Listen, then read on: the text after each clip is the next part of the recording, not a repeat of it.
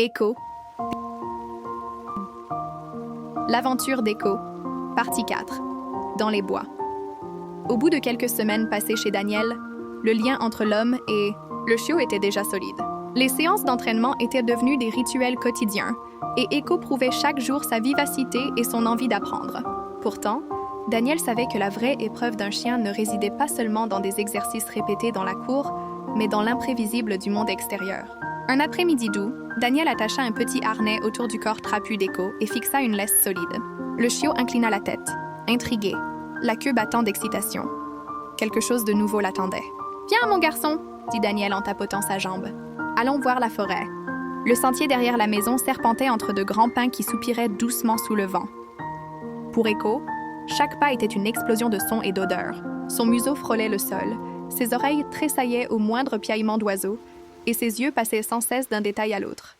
Mais contrairement à la plupart des chiots, il ne tirait pas frénétiquement sur la laisse. Il avançait légèrement devant Daniel, se retournant régulièrement comme un éclaireur s'assurant de la sécurité de son compagnon. Lorsqu'un écureuil traversa le chemin en bondissant, Echo se raidit mais ne tira pas.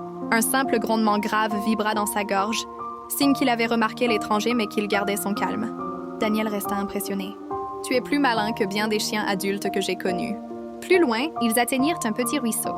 L'eau claire glissait sur des pierres rondes, miroitant au soleil qui filtrait entre les branches. Echo s'arrêta, observa le courant attentivement, puis posa prudemment une patte sur la rive. Au lieu de sauter en éclaboussant, il testa l'eau, mesura sa force et traversa doucement. Arrivé de l'autre côté, il se retourna et attendit Daniel. À cet instant, Daniel comprit qu'Echo ne se contentait pas de le suivre. Il évaluait, réfléchissait et parfois même prenait l'initiative. Ils explorèrent presque une heure. À un moment, Echo se figea net, les oreilles tendues vers l'avant. Il aboya brièvement et se plaça devant Daniel, protecteur. Des buissons surgirent alors 2 chevreuils qui disparurent gracieusement dans la forêt.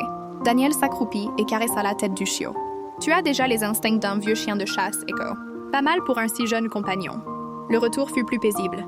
Echo trottinait à côté de Daniel, concentré, comme s'il avait déjà classé tout ce qu'il avait découvert. De retour sur le porche, il s'assit, haletant légèrement, mais la posture fière. Pour Daniel, ce n'avait été qu'une promenade. Pour Echo, c'était une mission accomplie. Sa première expédition, où ses sens et sa vigilance s'étaient affirmés. Ce jour-là, il déclara silencieusement qu'il n'était pas seulement un chiot.